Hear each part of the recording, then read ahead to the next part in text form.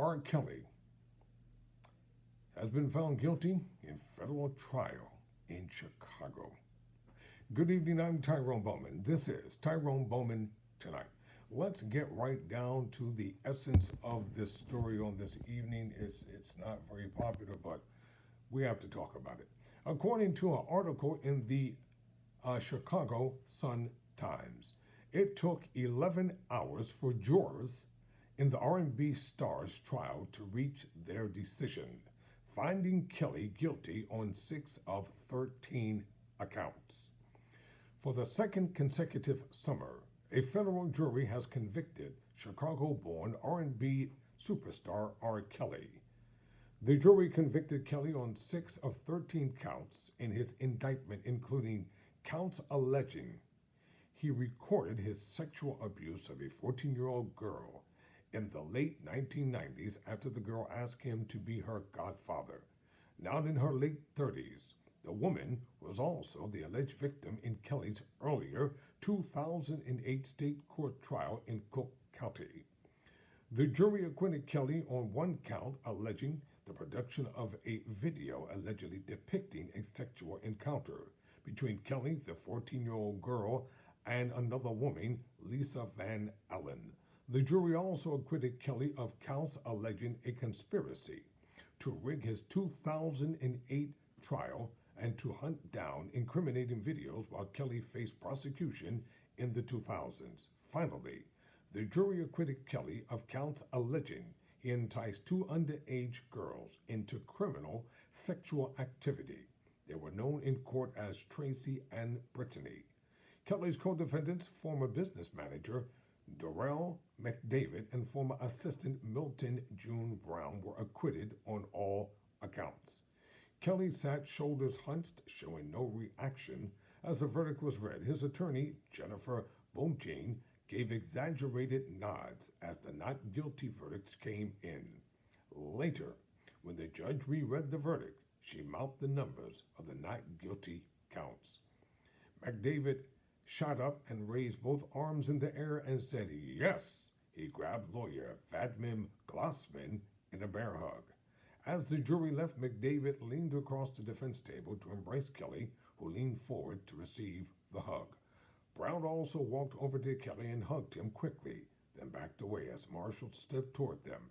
Kelly walked out briskly, escorted by a trio of marshals, turning to glance back and flash a quick wave to the gallery. Bojangles later told reporters that the verdict finally put closure on a chapter in a lot of people's lives. She also called it a mixed verdict and noted that we won more counts than we lost. She said prosecutors shouldn't be celebrating. They should go back and figure out whether their approach in this case was the right one. We're not celebrating a win entirely, Bojangles said, but we are happy. But the jury really did not look at each count. McDavid told reporters that his attorneys stood tirelessly beside me for 3 years, and they stepped up and got the job done. Man, I can't thank you enough. The decision comes at the end of a month-long trial featuring roughly 30 witnesses, including 4 women who said Kelly sexually abused them when they were teenagers in the 1990s. Jurors viewed graphic videos at the heart of the feds case against Kelly, and they heard that Kelly enlisted others to hunt such videos down when he first faced prosecution in the 2000s. Still, an aggressive alliance of defense attorneys spent the last several weeks working to undermine the feds at every turn, hoping to inject serious doubt into the jurors' minds. Kelly is already serving a 30-year sentence for his racketeering conviction last year in New York. Federal prosecutors in Chicago and New York revealed twin indictments against the superstar in July 2009, and authorities effectively ended his freedom when they arrested him outside of Trump Tower in Chicago last month. His New York conviction is expected to keep him behind bars until at least his late 70s. This is where I have to interject a question. How would they know exactly how many years R. Kelly is going to face in this current conviction? Ladies and gentlemen, don't believe everything you hear in the press. I just report the news. I don't write it, but I'll tell you, something stinks right here, and something is not right. You can expect an aggressive appeal from the defense side against the prosecution's actions, mainly a miscarriage of justice. Now back to the article. In the Chicago trial, Kelly faced charges alleging child pornography, obstruction of justice, and the enticement of minors into criminal sexual activity. The case involved 5 accusers, 4 videos, 13 counts, and 24 years of accusations dating back to 1996. On trial alongside Kelly was McDavid and Brown. Kelly and Brown declined to testify, but McDavid spent more than 2 days on the witness stand answering questions in his own defense. Assistant U.S. Attorney Elizabeth Pozzolo told jurors during closing arguments that Robert Kelly abused many girls over many years. He committed horrible crimes against children, and he didn't do it alone. Bowman told them Kelly did some beautiful things when it came to making music, and he should not be stripped of every bit of humanity that he has. Central to Kelly's latest trial was the testimony of a woman known to jurors as Jane. Though she decided for years that she appeared on the notorious video that led to Kelly's first trial on child pornography charges in 2008, June finally took the stand last month to testify against him. Now in her late 30s, June said the singer began to sexually abuse her when she was around 14 and Kelly was in his early 30s. She said it began after she asked him to be her godfather. She told jurors that 3 videos at issue in Kelly's latest trial depicted her abuse. Among them was the same video at the center of Kelly's 2008 trial. The video was sent anonymously to the Chicago Sun-Times in 2002. The newspaper turned it over to the police. After hearing from Jane, jurors viewed 17 clips from 3 videos.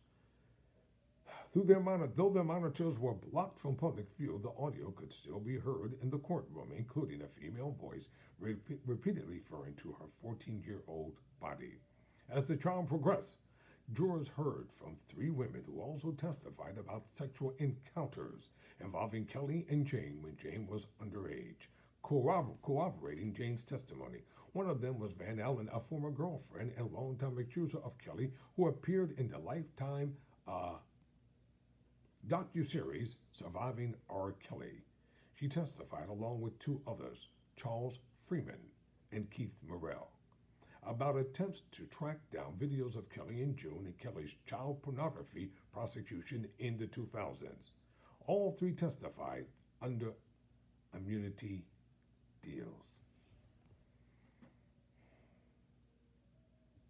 There's a fly in here. This is real.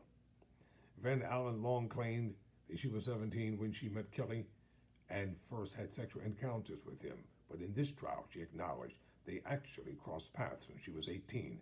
Later, that same year in 1998, she said she had a 3-way sexual encounter with Kelly and Jane, who Kelly insisted was a 16-year-old neighbor. June turned 14 in 1998. Later in 2000, Van Allen said she took VHS tape from Kelly that featured 3 sex scenes. 2 allegedly depicted Kelly and Jane, while the 3rd featured Kelly, Jane, and Van Allen. She said she sent the tape to Morrell, a friend of hers, because she didn't want it in her possession. She said she learned in 2007 that he still had it and that it could be for sale. Van Allen said she then reached out to Kelly, who promised her $250,000 to spend however she needed in order to get the tape back. Van Allen and Morrell were ultimately paid $100,000 each by Kelly and McDavid to return the tape, according to the charges in the case. You know, this seems to get murkier and murkier. There will be a part 2 to this R. Kelly saga, probably in a day or 2. I'm Tyrone Bowman. Never surrender. Never.